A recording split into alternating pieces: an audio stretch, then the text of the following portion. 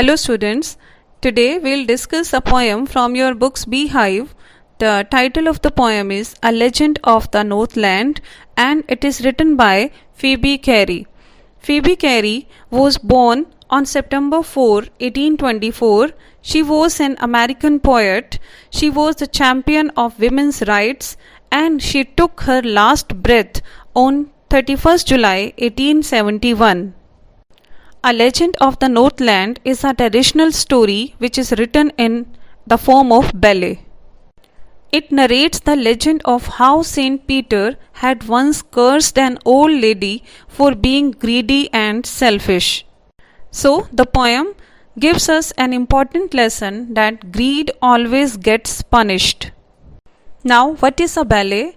A ballet is a narrative poem written in short stanzas, usually quatrains, relating a simple incident in a form suitable for singing or rhythmical chanting. This poem fits well into the category of a ballet because it is composed in simple language with 4-line stanzas and has an important moral lesson to convey through an old story. The poem basically comprises of 16 stanzas having 4 lines each. Let us start the poem now. Away, away in the Northland, where the hours of the day are few, and the nights are so long in winter that they cannot sleep them through, where they harness the swift reindeer to the sledges when it snows, and the children look like bears' cubs in their funny furry clothes. Here the poet tells us the story of the far-off place that is Northland. It lies in the extreme north end of the world, somewhere around the North Pole. Not any particular city is described here. So here nights are so long in the winter. Nights are very long in the winter here in this place, and the hours of the day are very few, means the days are shorter than nights here. The nights are very long as well as very cold that people cannot sleep them through. Means it is very cold at night that it is very difficult to sleep. When the Northland is covered with snow, people use sledges driven by the fast running reindeers. It is extremely cold there, so children used to wear furry clothes to save themselves from the cold. In those wintry clothes or the furry clothes, children just look like bears' cubs.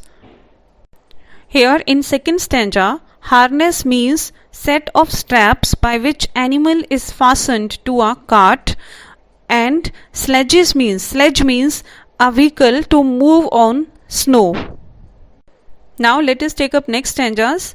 They tell them a curious story. I don't believe this true, and yet you may learn a lesson if I tell the tale to you. Once when the good Saint Peter lived in the world below and walked about it preaching just as he did, you know. Preach means to give a talk on a religious subject. Here in the Northland region prevails a curious story which parents tell their children. The poet is not sure that whether the story of this legend is true or not. Still he tells the story to the children because this story contains a good moral lesson for the children. The story is narrated in the good Northland, which is about Saint Peter. Saint Peter is one of the 12 apostles of Jesus Christ. Once he came down from the heaven into the world below to preach the world about God. Preach means, as I told you, to give a talk on a religious subject. He travelled and wandered to fulfill his missionary purpose. Let us take up the next stanzas. He came to the door of a cottage in travelling round the earth, where a little woman was making cakes and baking them on the hearth. And being faint with fasting, for the day was almost done, he asked her from her store of cakes to give him a single one. Hearth means the place you have open fire in the house or the area in front of it. When Peter was traveling round the world, he happened to come to a door of a cottage. In that cottage, a little woman was making cakes and baking them on the fireplace. Saint Peter had been wandering about for the whole day, and he was empty stomach. He was feeling very hungry. By evening, he became so weak and tired because of hunger and travel that he was just about to faint. So Saint Peter requested that little woman to give him a cake out of the store of cakes. Now next stanzas. So she made a very little cake, but as it baking lay, she looked at it and thought it seemed too large to give away. Therefore she needed another and still a smaller one, but it looked, when she turned it over, as large as the first had done. So when the little woman was requested by the saint for a cake, she made a very small cake for him. After making a small cake, when she kept it for baking, she realized that it is very big and must not be given away for free. So after making a small cake, she realized that she should not give this cake to the man as a charity. So she started preparing material for another smaller cake. But when she prepared the another cake, she turned it over, she again realized that this was also as big as the first one. Now next stanza. Then she took a tiny scrap of dough and rolled it flat and baked it thin as a wafer, but she couldn't part with that, for she said, "My cakes that seem too small when I eat of them myself are yet too large to give away," so she put them on the shelf. Here scrap means piece and wafer means thin dry biscuit eaten with ice cream. In this stanza, the greed of the woman is shown. In her effort to make a very small cake for Saint Peter, she took a tiny scrap of dough and went on rolling it till it became thin like a wafer. She was so miserly that she couldn't tolerate it to give that wafer-like part also to the saint. The little woman was so greedy that instead of giving that wafer-like part to Saint Peter, she kept a part for herself on the shelf. She gave a reason that her cakes seem to be very small when she eats them herself, but they seem to her very large when she gives it to anyone else. Now next stanzas. Then good Saint Peter grew angry, for he was hungry and faint, and surely such a woman was enough to provoke a saint. He said, "You are far too selfish to dwell in a human form, to have both food and shelter and fire to keep you warm." Provoke here means make angry, and dwell means to live or stay in a place. As Saint Peter was very hungry and he was about to faint because of tiredness and hunger, he asked the woman to give her a small cake, single piece, but the woman was so miserly that she couldn't even give him the thinnest piece of that cake, wafer-like part also she couldn't give him. So he became very angry because of the hunger. His temper was provoked by the utterly selfish behavior of that woman. The negativity of the woman was too much for the saint to pardon. When Saint Peter was angry with the greed of that little woman, he said to her that you are so selfish that you do not deserve to lead a life of human being. Although God had given her everything for a happy and comfortable life, like food, shelter and fire also to keep her warm, yet she had not the feeling of selfless service for anyone. Now next stanzas. Now you shall build as the birds do, and shall get your scanty food by boring and boring and boring all day in the hard dry wood. Then up she went through the chimney, never speaking a word, and out of the top flew a woodpecker, for she was changed to a bird.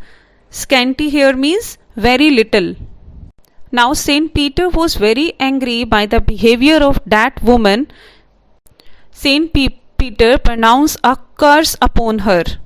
He said that she will no longer enjoy a human life and also its comforts like food, shelter, home, fire, anything. Instead, she would become a bird who would have to build her own nest, and she would have to keep digging holes for her nest in the hard dry wood. She would have to dig the woods to get her little food. After Saint Peter pronounced the curse, the little lady went through the chimney without getting a chance even to speak a word. She flew out of the top of the chimney, having been turned into a woodpecker. The saint had deprived her of all the human life comforts and even the human life, as she lacked the human values, kindness and charity. Now let us take up the last two stanzas. She had a scarlet cap on her head, and that was left the same, but all the rest of her clothes were burned black as a coal in the flame. And every country schoolboy has seen her in the wood where she lives in the trees till this very day, boring and boring for food. Scarlet means red color. And the little lady went up the chimney, and she was wearing a scarlet cap, red color cap on her head. This cap remains on the woodpecker's head as a plume. However, all the other clothes, rest of her clothes, were burned black as a coal in the flame. Thus, the body of the bird woodpecker was black.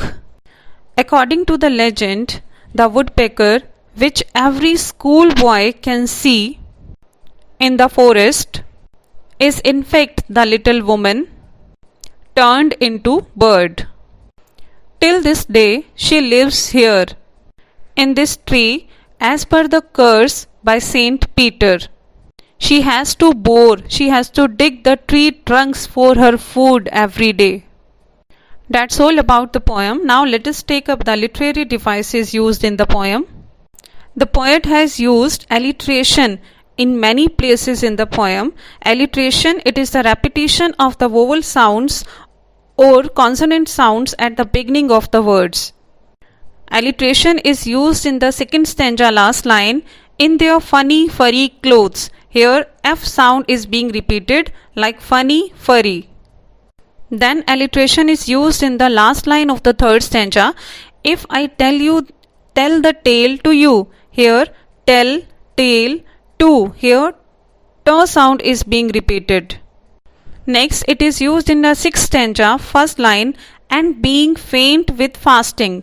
Yes, faint and fasting. F sound is being repeated here. Next, it is used in the eighth stanza, second line, and still a smaller one. Still smaller. S sound is being repeated here. Next alliteration is used in ninth stanza, first line. Then she took a tiny scrap. Took tiny. Here ta sound is being repeated. Next, it is used in 10th stanza, first line. My cakes that seem too small. Here cakes, sir, seem, sir, and small, sir. Here sir sound or S sound is being repeated here. Next literary device used in the poem is repetition. Repetition of words or phrases to lay emphasis or communicate a message. Repetition is used in the first stanza, first line, away, away in the northland. Here away word is being repeated. It shows that how distant the place is. Next, repetition is used in ninth stanza, second line, and rolled it flat. Here this rolled word is repeated, it emphasizes that the lady rolled the dough many times to make it as flat and the thin as a wafer. Then repetition is used in 13th stanza, third line, by boring and boring and boring. Here the word boring is being repeated.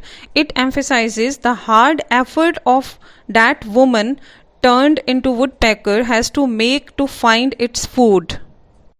Next literary device used in the poem is enjambment.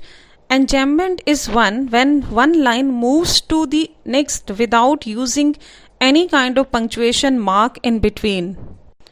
It is used almost everywhere in the poem. For example, in first stanza, third line, and the nights are so long in winter that they cannot sleep them through. Here the first line rolls on to the second line. As you can see, there is no punctuation mark used after the word winter.